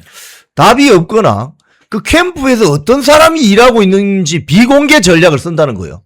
무슨 소리 하는 거예요, 지금. 부산시장, 대한민국에서 제일 큰 광역시 두 번째로 큰, 시의 시장 선거 나오면서 그 캠프에 누가 일하는지를 알리질 않는다. 그 말이 되는 소리예요, 그게. 그러면 거기에 한동훈 세력이 들어가 있으면 어떻게 할 거예요? 그래서 비공개 전략이다. 이거 완전 말장난 하는 거죠. 그래서 저는 최선이 안 되면 차선, 차선이 안 되면 차악이라도 골라야 된다는 측면에서 한동훈과의 관계에 대해서 명확하게 설명을 하지 못하면 부산시장 후보로서 아주 곤란하다. 그 말씀을 드릴 수 있겠습니다. 그러니까 지금 우리 대자유총의 이영풍 회장님, 이영풍 기자님이 봤을 때 박형준 시장은 우리가 걱정하던 것과 달리 달라진 모습을 보이고 그게 선거 때 반짝이 아니라 앞으로도 달라지겠다고 약속을 한 거고. 그렇죠. 그리고 한동훈과의 관계에 대해서는 분명히 선을 그었는데 주진우 의원 같은 경우는 우리 대자유총에서 바라봤을 때 한동훈과의 관계 정리나 많은 분들이 걱정하거든요. 걱정하죠. 그럼 그 해운대 자리 나면 한동훈 해운대 가는 거 아닌가? 그리고 한동훈한테 부산에 판 깔아주는 거 아닌가? 거기에 대해서 보다 명확한 입장 정리가 아직은 없다라는 그렇죠. 게 명확하게 비교되는 부분이라서 그렇죠. 박형준 시장을 대자유총에 먼저 부른 거라고 해석하면 그렇죠. 되겠네요. 왜냐하면 네. 그 박형준 시장께서 음. 대자유총 토론에 나오기 전에 네. 사실 그 서울이나 경기도가 아니면은 뭐 예를 들면 대구시장, 뭐 대전시장, 부산시장은 중앙 언론에 잘 노출이 잘 안 됩니다. 그렇죠. 네. 해당 지역의 로컬 유력지가 워낙 세기 때문에 굳이 뭐 중앙 언론에 이 보도가 안 되어도 해당 지역에서 소화가 돼요. 그런데 박형준 시장이 갑자기 중앙 언론에 등장한 것이 왜냐? 구속된 손연보 목사님의 아들 장남 손영광 씨를 공동선대본부장으로 위촉을 했거든요. 그러면 이건 어떤 메시지를 주냐? 제가 이것도 또 물어봤어요. 네. 아니 손연보 목사님 아들을 손영광 교수를 공동선대본부장에 왜 위촉을 했습니까? 했더니 이제 박형준 시장의 이 설명은 이래요. 그분이 손영광 교수가 전공이 공학도인데 네. 전기공학인데 자기 나름대로 그 분야에 대해서 상당한 전문성과 어떤 경력을 가지고 있고 또 청년이고 이래서 이제 위촉을 했대요. 그래서 제가 또 물어봤죠. 아니 아버지가 손연보 목사 아니냐. 그렇기 때문에 이건 애국우파 국민들에게 굉장히 큰 사인을 주는 것이다. 즉 애국우파 국민들의 어떤 그 수고 노고에 대해서 어느 정도 공감을 하고 있고 또 그런 범위에서 활동하는 사람들을 같이 할 수 있다는 메시지 아니냐. 그랬더니 거기에 대해서는 또 여러 가지 설명을 하셨지만 손영광 교수를 영입했다는 것은 그 자체로 애국우파 국민들에게 큰 메시지를 낸 거죠. 그래서 초청이 된 거죠. 그래서 부산일보에서 기사가 많이 나온 게 예. 박형준 시장 입에서 예. 그 손연보 목사님이 했던 세이브 코리아 집회는 대한민국의 자유민주주의 지키기 위한 집회였다. 이런 긍정적 평가가 나왔거든요. 그렇죠. 그리고 저는 지금 국민의힘에 많은 소위 말하는 지가 개혁이니 소장판이 하는 대안도 없고 미래도 없는 양반들이나 오세훈 시장 따라다니거나 한동훈 따라다니는 인간들이 이 세이브 코리아가 주도했던 그 탄핵 반대 집회 열기를 이 국민의힘의 역사에서 막 지워내려고 하거든요. 그 사람들 다 극우 다 나가라. 그럼 그때 정말 어마어마한 사람들이 부산역과 동대구역 광장을 채웠는데 여의도도 마찬가지고 예. 그걸 다 보수 진영과 국민의힘에서 쫓아내려고 하고 있어요. 낙인 찍으려고 하고 있고. 근데 박형준 시장이 어떻게 보면 당내에서 되게 중도적이라고 평가받았던 박 시장이 손연보 목사님 아들을 딱 영입하고 세이브 코리아는 민주주의 지키려고 했던 거다라고 말하는 건 그 반향이 울림이 좀 다를 수밖에 없어요. 그러니까 언론도 막 대서특필을 하는 거거든요. 그런 거죠. 네. 지금 그 사실은 뭐 당시 그 윤석열 대통령 탄핵 국면을 다시 한번 복기를 해보면 네. 사실 그 윤석열 대통령이 12.3 비상계엄을 선언했을 당시에 지지율이 13%까지 뚝 떨어졌어요. 그랬었죠. 네. 그러다가 갑자기 그 작년 1월 15일이죠.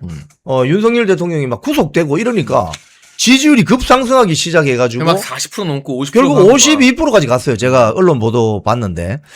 그러면서 덩달아 국민의힘 지지율도 막 따라 올라갑니다.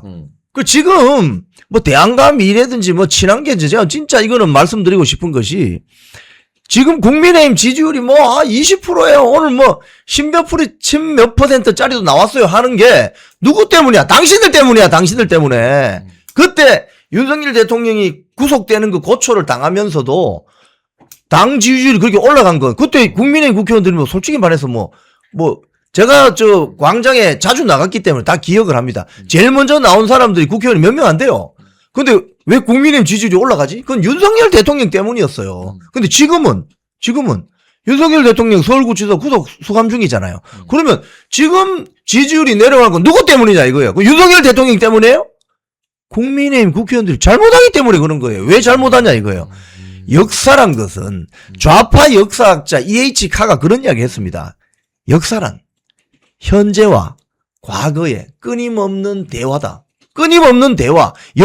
현재 역사를 어떻게 과거와 단절시킵니까? 윤석열 정부의 역사를 어떻게 단절시키냐고, 그게. 그 아버지 호적에서 파는 거하고 똑같은 거 아니에요. 쉽게 이야기하면은 자기 아버지가 뭐 술도 많이 드시고 뭐 예를 들자면 알코올 중독이고 뭐 한 번씩 가정폭력도 있고 하지만 아버지를 호적에서 파낼 수 있습니까?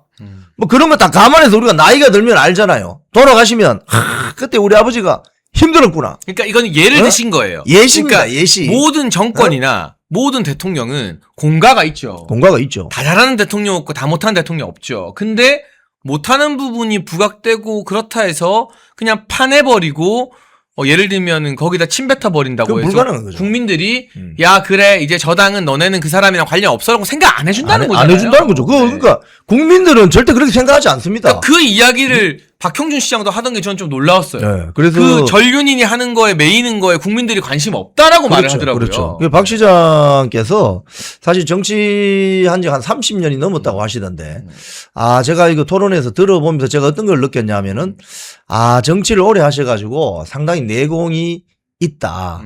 그리고 전체적인 흐름, 한국 정치에 대한 이해도가 아주 높다. 네. 그래서 자기는 조금 말수가 별로 좀 적지만은 좀 젠틀하다는 그런 평가를 많이 받거든요. 네. 사실은. 그래서 제가 그랬어요. 시장님은 너무 젠틀하고 부산이 스타일은 막 디비비고 말이죠. 맞아요, 뒤집어 맞아요. 엎어버리고 뭐 들이받고 이런 게 부산 스타일인데 조금 그거 좀 달리 좀 너무 젠틀하십니다 하니까 자기 그 캐릭터가 원래 그렇대요. 성정이. 그런데 전체적인 맥락은 잘 이해하고 계시고 또 그래서 상당히 좀 놀라운 새로운 사실을 저희들이 많이 발견하게 됐죠. 아무튼 대자유총이 이렇게 우리 국민들과 당원들이 확실히 알 수 있게 누군가를 탁 점 찍어서 토론회에 부르고 그 사람의 진짜 속내를 들여다본다는 건 굉장히 중요한 일인 것 같아요. 사실은 이게 그렇습니다. 저도 지상파에서 27년 일하다 나왔지만은 지상파나 종편이 이런 역할을 지금 못 해주고 있습니다. 그러니까요. 왜냐하니까 방송 편성 시간이라는 게 있거든요. 어떤 우리 관심 있는 후보를 1시간 반 정도 붙잡고 이것도 물어보고 저것도 물어보고 또 쌍방향 댓글에서 시청자님들이 막 이것 좀 물어봐 주세요. 어제 물어본 게 그거예요. 이성관 어떻게 할 거예요? 막 이런 거 나왔거든요. 그거 뭐라고 하던가요? 저 제일 궁금해요. 그 부분 제가 놓쳤습니다. 왜냐하면 그래 주진우가 한동훈이랑 사이 못 끊어내고 박형준은 지금 삭발도 하고 손영강 교수도 데려가고 알겠어. 예. 근데 그 박형준이 부시장 만들고 공천 준 거나 다름없는 이성건이 대한가 미래 대표로 막 장동영 대표 흔드는 거 꼴 보기 싫어서 나 그것 때문에 이성건 때문에 박형준 못 찍겠어 하는 당원들이 많거든요. 맞아요. 그럼 뭐라 하던가요? 어제 그런 댓글이 많이 올라왔거든요. 네. 그제. 근데 박형준 시장이 참 대담은 노련하게 합니다. 살짝 피해가던가요? 어떤 거냐 이렇게 답했어요. 국회의원이라는 것은 네. 하나하나가 각자가 헌법기관이기 때문에 누가 옆에서 뭐라고 해도 본인이 그냥 말 안 하면 그만이다. 그러니까 박형준 시장이 시장 되고 나서 1기, 2기 때 중요한 역할을 맡겼어요. 직전 국회의원 되기 전에 이성근 의원이 국회의원 되기 전에는 경제부시장을 했습니다. 그러니까 어떻게 보면 저 사람 박형준 완전히 측근 아니야? 그렇죠. 이렇게 생각하죠. 그렇게 볼 수밖에 없죠. 없는데 이제 시장으로서 본인의 어떤 애로사항이 뭐냐. 국회의원에게 자기가 하고 싶은 이야기를 대신하게 할 수는 없지 않느냐. 그리고 그 사람도 나름대로 자기 정치 경력이 있는 현직 국회의원인데 그거는 좀 너무 오버해서 해석하는 것이다. 이렇게 해명을 하더라고요. 그러니까 자기 말 듣고 자기가 시켜서 그러는 건 아니다. 그리고 이성건이 이제 다시 배지를 달았으니까 박 시장이 일일이 이성건한테 이래라 저래라 하기가 좀 어렵다. 어쨌든 그 이성건 의원의 하는 행동이나 언행을 나와 연관짓지 말라 정도로 좀 해석을 해도 되겠네요. 그렇죠. 그러면. 그렇게 해명이 됐습니다. 예. 네, 이 대자유총이 부산 선거에서 진짜 큰 역할을 하는 것 같아요. 아니 어제 그제 토론회를 보니까 실시간 댓글을 제가 쭉 봤거든요. 네. 많은 댓글이 어떤 게 있었냐면 내가 몰랐던 사실을 알게 이 됐다. 유튜브 채널을 보면서 알게 됐다. 그리고 알고 보니 이 사람 괜찮은 사람이네. 뭐 또 특히 한동훈과의 관계에 대해서 이야기할 때 그러면 나 이 사람 좋은 것 같다. 뭐 이런 내가 선택할 수 있는 이제 기준을 마련했다. 뭐 그런 댓글들이 많이 올라오더라고요. 이게 왜 중요하냐면요. 이영풍 기자님이 말씀해 주셨지만 이제 박형준 시장, 주진우 의원 경선 토론회를 해요. TV 토론을. 근데 그 언론사가 주최하는 TV 토론에서는 우리 당원들이 진짜 궁금한 걸 안 물어보는 거예요. 물어보지. 이 선거 어떻게 할 거야? 이런 거 질문에 없어요. 없어요. 그런 거 없어요. 한동훈과의 관계 이런 것도 질문에 나올까 말까 거의 안 나올지도 몰라요. 주로 정책 뭐 이런 네, 거. 그리고 아까 진짜 중요한 게 6개월 보수. 경선 때만 보수인 척하고 당선되면 딴짓하는 거 아니냐. 이게 진짜 우리 당원들이 제일 궁금한 거거든요. 맞아요. 그런 거 안 물어봐요. 제가 그 질문했더니 그 실시간 댓글에서 내가 너무 궁금했던 질문을 해줘서 고맙다고. 유튜브가 이런 게 좋은 거죠. 그러니까 진짜 중요한 질문을 우리 대자유총이 했다는 거. 그리고 적어도 대자유총에서 불러서 대담을 하고 토론을 하는 후보들은 대자유총에 이름을 걸고 우리 당원들과 유튜브 시청자분들께 이 사람 찍어줘도 된다는 의미에서 사실은 부르는 거잖아요. 사실은 네. 지금 우리 이거 멸콩 TV 보시는 시청자 여러분, 그리고 뭐 이영풍 TV, 고성국 TV, 뭐 강용석 KNL TV, 목격자 K, 뭐 그 외에 많잖아요. 이 콘텐츠를 보시는 분들은 사실은 정치 고관여층입니다. 그럼요. 잘 아시는 분들이죠. 잘 아는 네. 분들입니다. 그리고 국민의힘 책임 당원이 굉장히 많으시고 또 일반인들보다 정치적인 어떤 정보나 이런 데 굉장히 예민하고 아주 기민합니다. 맞아요. 그렇기 때문에 어제 그제 방송 토론회에서 제가 쭉 이게 누적 조회수를 보니까 거의 10만 조회수를 돌파했어요. 와. 그럼 어떻게 되느냐? 이게 온 동네 소문이 쫙 납니다. 100만 명한테 가는 거지. 그렇죠. 그래서 뭐 누군가가 뭐 이야기하다가 커피 마시다가 야, 요번 부산시장 누구 찍어야 돼? 이러면 그분들이 그냥 설명이 쫙 할 수 있는 수준에 그치. 이게 굉장히 전파력이 무서운 거예요. 그래서 사실은 현대 정치를 하시는 분들은 유튜브를 꼭 하셔야 됩니다. 맞아요. 제가 얼마 전에 보니까 주호영 의원 같은 게 유튜브 자기도 하는데 구독자가 2,700명이던가? 아이고. 27,000명인가? 아이고. 근데 아이고. 정청래가 70만 명입니다. 와. 그러니까 이게 지금 국민의힘 중진이라고 하는 분들이 너무 뒤떨어져 있는 거예요. 맞아요. 너무 이거 참 큰일입니다, 정말. 네, 그것도 정말 중요한 지적을 해주신 것 같아요. 네. 그리고 한 가지 더 제가 강조하고 예. 싶은 건 여러분 그 경선 후보 진짜 잘 뽑아야 돼요. 왜냐하면 시장 후보가 되고 도지사 후보가 됐잖아요. 그럼 낙장불입이란 말이에요. 그렇죠. 그때부터 이 후보들이 이상한 소리하고 장동혁 대표 흔들고 지도부 흔들면 진짜 골치 아파지는 거예요. 그래서 이 대자유총이 박형준 시장 초대해서 하는 거 너무 잘했는데 자연스럽게 이 이야기로 넘어가 보면 지금 서울시장 경선도 화제잖아요. 예, 화제죠. 저도 누누이 말하지만 이상규 위원장 컷오프 시킨 거 진짜 마음에 안 듭니다. 재심해서 다시 넣어야 된다고 봅니다. 근데 어쨌든 지금 현재 상황에서는 이상규 정말 훌륭한 후보가 제외된 상태에서 오세훈, 박수민, 윤희숙 세 사람이 경선을 하게 되는 건데 특히 오세훈 시장은 지금 시장 후보가 된 게 아니거든요. 예. 근데도 시장 후보 다 된 것처럼 이번 주에 무슨 인터뷰를 했냐면 예. 지금 빨간 옷 못 입는다. 장동혁 대표가 변하지 않으면 우리는 독단적으로 단독 행동하겠다. 서울시 선대위 따로 꾸리겠다. 예. 이런 소리를 경선 토론도 아직 시작 안 했는데 하는 건 나 시장 후보 된 거나 다름없다. 저 이제 여러분 아시겠지만 참 말도 안 되는 재판 판결 받고 제가 당에 부담 주기 싫어서 당 지도부가 말렸는데 여의도 연구원 부원장직 내려놓았잖아요. 예. 나 이제 편하게 말할게요. 그래, 말하세요. 당직자 아니니까 이제. 예. 이거 너무 시건방진 행동 아닙니까? 이게 영화 그 대사를 제가 하나 소환하면은 범죄와의 전쟁, 뭐 나쁜 놈들 전성시대인가? 뭐 거기 보면 내 아버지 마시노! 이렇게 이야기하잖아요. 저 오세훈 시장에게 물어보고 싶어요. 예? 지금 아버지가 또는 내 아버지 마시노! 지금 뭐 국민의힘 저 당원 맞습니까? 왜 당대표를 그걸 씹어, 당대표를. 그리고 빨간 잠바 못 입겠다. 그럼 흰 잠바 입는다. 그럼 그 파란 잠바 입고 다닐 거야, 그러면은? 그러니까 이게 자기의 어떤 당성에 대한 정체성이 아주 혼란되어 있는 상태다 이거예요. 그래서 저는 이 서울시장 구도는 이렇게 봅니다. 지금 어차피 이상규 후보의 재심이 받아들여지지 않을지 모르니까. 네. 일단 오세훈, 윤희숙, 박수민이라면 제가 아까 분명히 말씀드렸습니다. 최선이 아니면 차선, 차선이 아니면 차악, 최악은 피해야 되니까. 저는 이 세 명 중에 국회의원 자리를 하나 만드는 게 중요하겠다. 저는 그렇게 생각해요. 전략적으로. 제가 좀 비유를 하자면 제가 중국집에 갔어요. 저 짜장면 먹고 싶어요. 근데 갑자기 주방장이 짬뽕을 내오네? 저 짬뽕 먹기 싫은데요? 이거 저 안 먹어요. 하면서 상을 엎어버리면 어떻게 됩니까? 짜장면은 고소하고 그 다음 식사까지 못 먹게 될 가능성이 있습니다. 그럼 어떻게 해야 되느냐? 예, 주방장님 짬뽕 먹겠습니다. 다음 식사에는 꼭 짜장면 꽃배기에 계란 후라이 얹어주세요. 이렇게 할 수 있는 거예요. 지금 우리가 너무 이상규 후보가 컷오프 된 것에 대해서만 분노하는데 좋아요. 이유는 있다고 봅니다. 저도 공감을 합니다. 하지만 지금 3명 중에 하나 고르라고 하면은 국회의원 자리 하나 만들어내어서 거기에다가 장동혁 지도부를 잘 지킬 수 있는 당원들의 목소리를 최대한 방어하는 반영할 수 있는 국회의원을 만들면 되잖아요. 예를 들면 이건 그냥 상상입니다. 상상. 강남에 자리가 뜨면 김민수 최고위원 거기 보내면 되는 거잖아요. 딩동댕. 예를 들면 그렇죠. 네. 김민수 좋네. 그러니까 그런 전략적 선택도 가능해진다는 거죠. 전략 전술적으로 사고하셔야 됩니다. 이제는. 왜? 꼭 이것만 해야 된다고 하면 막 분노가 일어나잖아. 왜 이거 안 해주는 거야? 왜 내 짜장면 안 주는 거야? 이러지 말고 그러면 다음 식사 자리에 짜장면 먹고 이번에는 저 주방장이 주는 짬뽕 먹고 좀 친한 척 하자. 그래서 다음에 짜장면 먹으면 되는 거 아닙니까? 대신 꽃배기에 계란 후라이.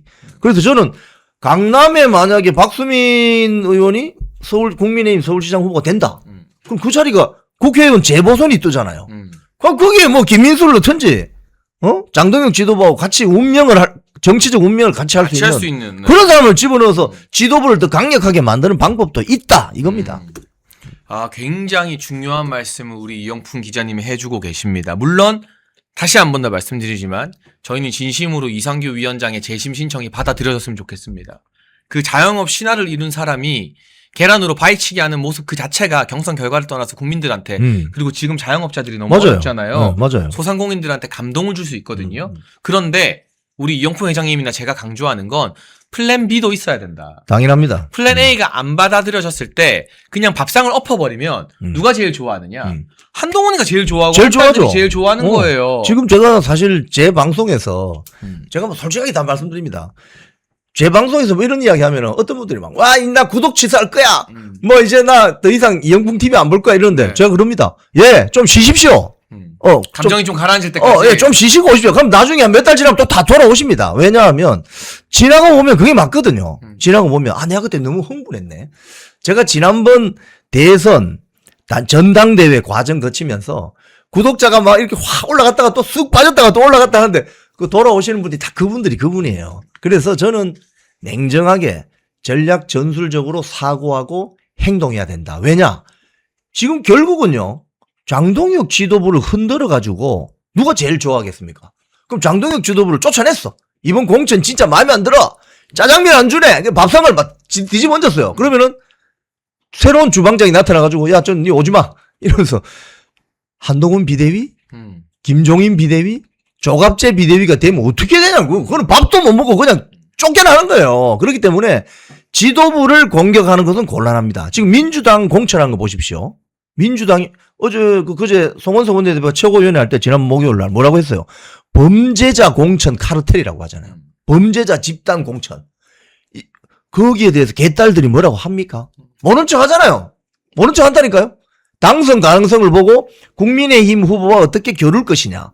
가령 경남의 김경수가 드루킹 아닙니까? 드루킹 사건으로 구속되었다 사면 복권대가 이제 피선거권이 회복돼서 나왔는데 개딸들이 김경수에 대해서 뭘 합니까? 안 하잖아요. 그래서 저거 완전 도덕 불감증 아니야? 양심이 없는 세력이네? 라고 애국우파 국민들은 이야기하지만 그들끼리는 김경수가 나가면 이길 가능성이 제일 높으니까 그렇게 보는 거예요. 그리고 등등 다른 지역도 마찬가지예요. 서울의 정원호 경찰관 두들겨 패는 거면 이게 상습이야, 상습 완전히. 그런 거. 송영길의 돈봉투 사건 이런 거 있잖아요. 증거 수집의 위법성 때문에 무죄가 됐는데 마치 돈봉투 사건이 없었던 것처럼 그래서 주장을 하잖아요. 돈봉투 사건이 있었죠. 근데 저런 식으로 성남시장에 나오는 또 누구는 아들이 강남에 28억짜리 집을 매수를 하고 좀 미국가 있는데 뭔가 12억 정도의 돈이 출처가 의심스럽다. 이런 사람들이 있지 않습니까? 이런 사람들이 공천돼도 개딸들이 뭐라고 합니까? 조용하잖아요. 왜? 선거에 이겨야 되니까. 선거에 이기기 위해서는 전략 전술이 필요합니다. 그런 측면에서 여러분 짬뽕만 고집하지 마시고 짜장면만 고집하지 마시고 내가 이번에 짜장면에 실패했지만 다음 식사 자리에는 할 수 있다. 계란 후라이까지 얹어서 먹을 수 있다. 그러면 이번에는 이런 식으로 전략 전술을 맞춰가자. 이런 식으로 해서 전략 전술적으로 사고해야 돼요. 지금은. 그래야 선거 이깁니다.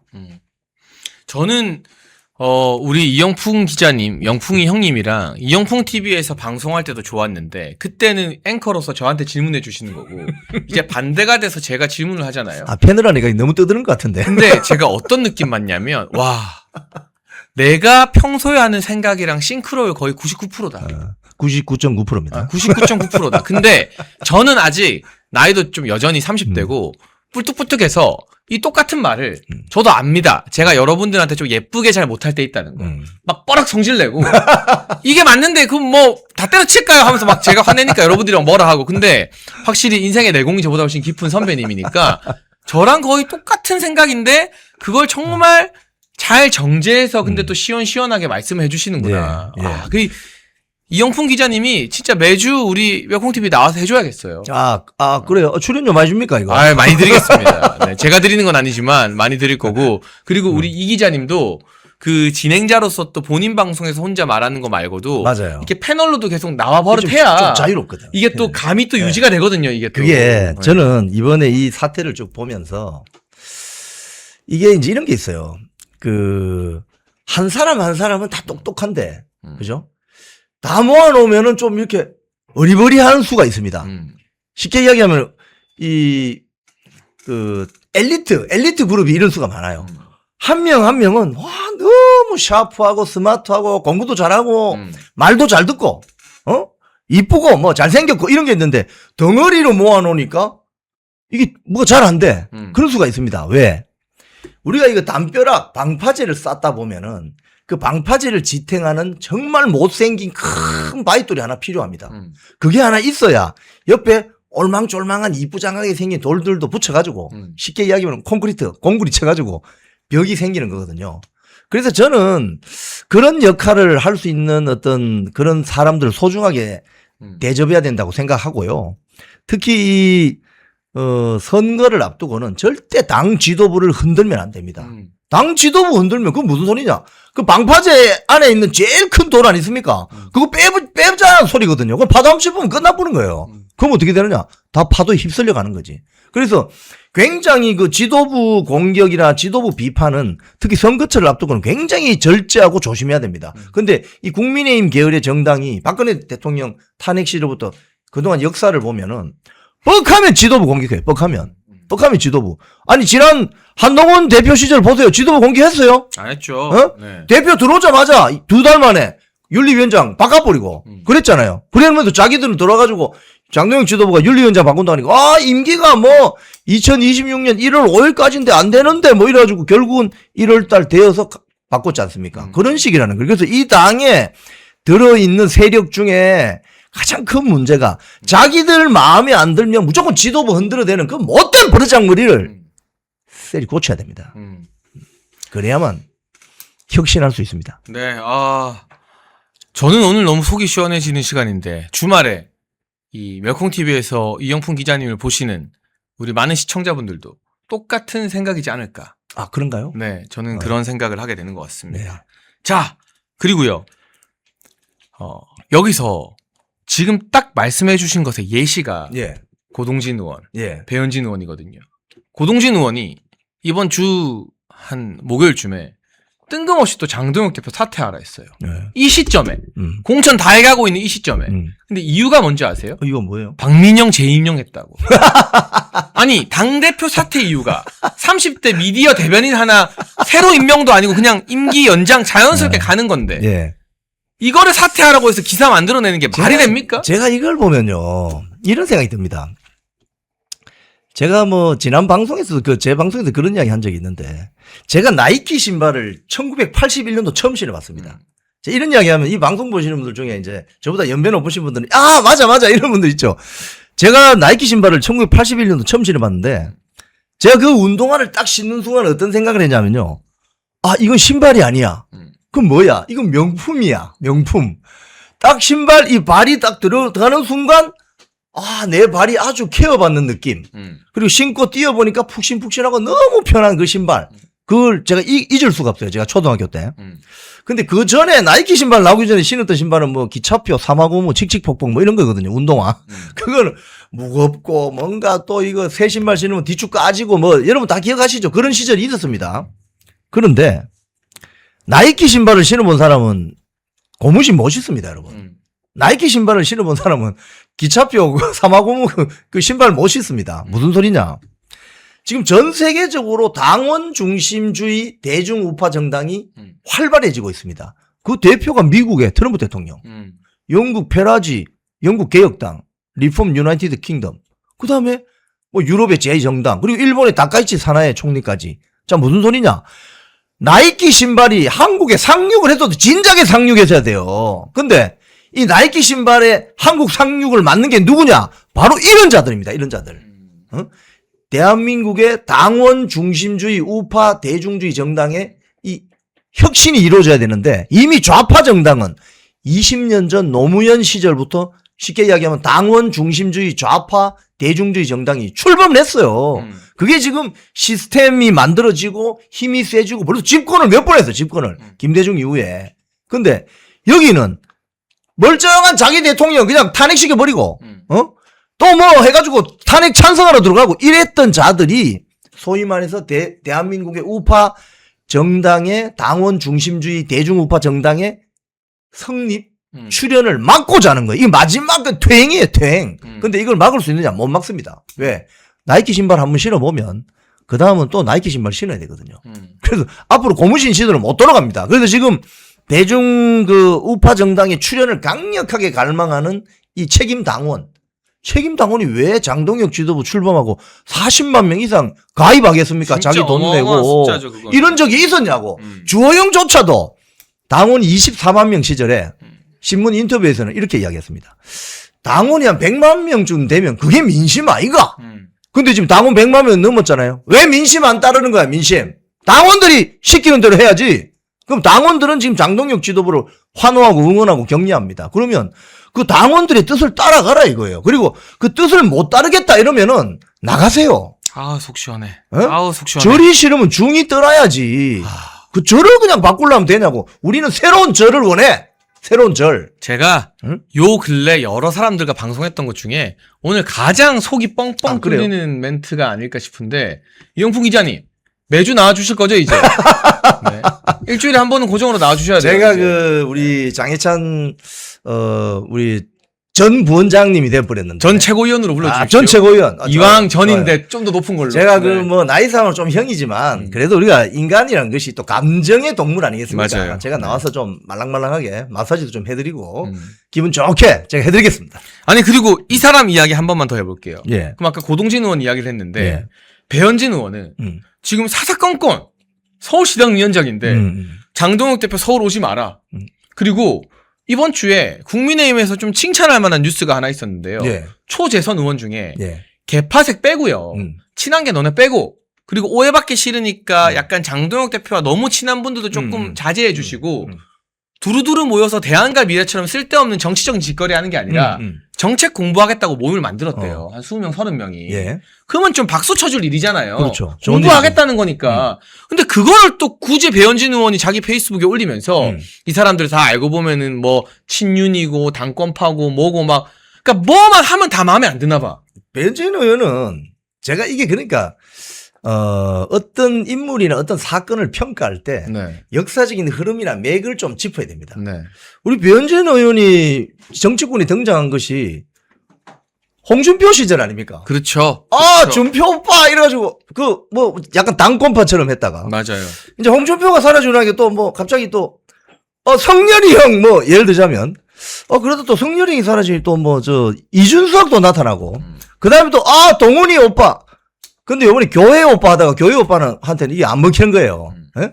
그래서 저런 식으로 이제 좀 흘러가는 것인데 사실 뭐 주호영 의원처럼 뭐 육선까지 할 수 있는 뭐 그런 정치적인 내공은 별로 없는 것 같은데 지금 배현진 의원이 그래도 명색이 서울시당 위원장 아닙니까? 그러면 그런 자리에서 덕담을 하고 그래야 자기도 이제 뭐 3선 이상 가면서 중진 정치인이 될 수 있는 것이지 매번 저렇게 저 고춧가루나 뿌리고 하면은 결국에도 끝나버려요. 그리고 배현진 의원이 그동안 어떤 과정을 거치면서 당의 유력 인사 옆에 바짝 붙어 있었는지 우리는 그 신문 기사에 나오는 사진으로 다 기억합니다. 잘 알죠. 또렷이. 네. 기록으로 다 남아있어요.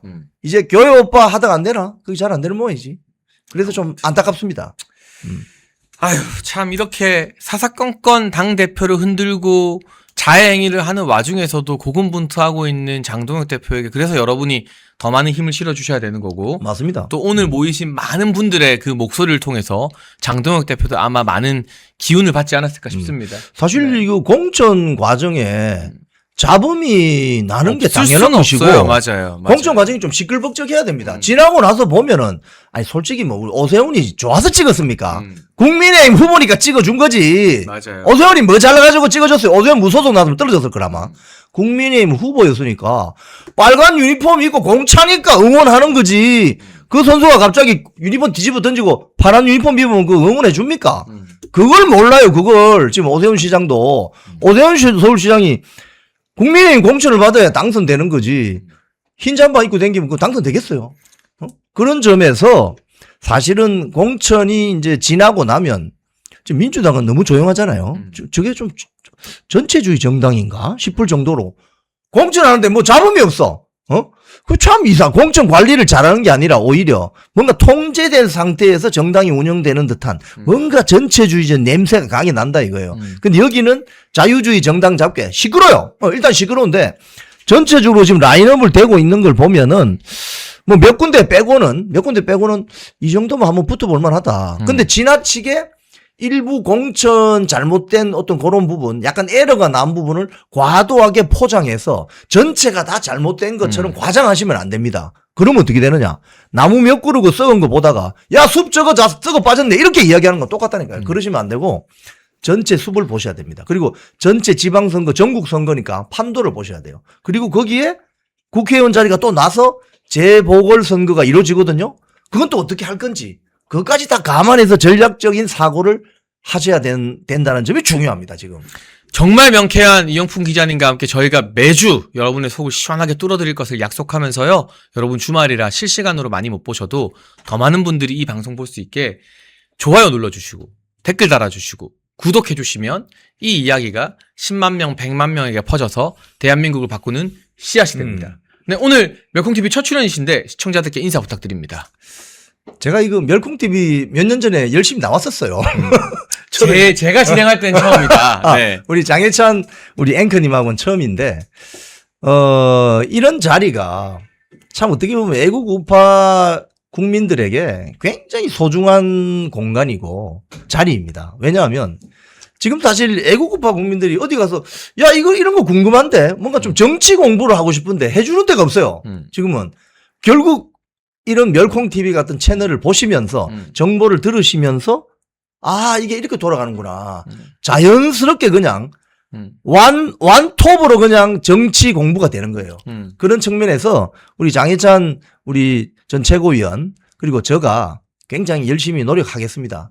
제가 솔직히 방송 준비하려고 새벽같이 일어나서 조간신문 싹 다 읽어보고 또 저녁 때면 자기 전에 또 뭐 어떤 뉴스가 있는지 그 배경에 어떤 게 있는지 또 뭐 전화도 해서 취재도 해보고 이렇게 하거든요.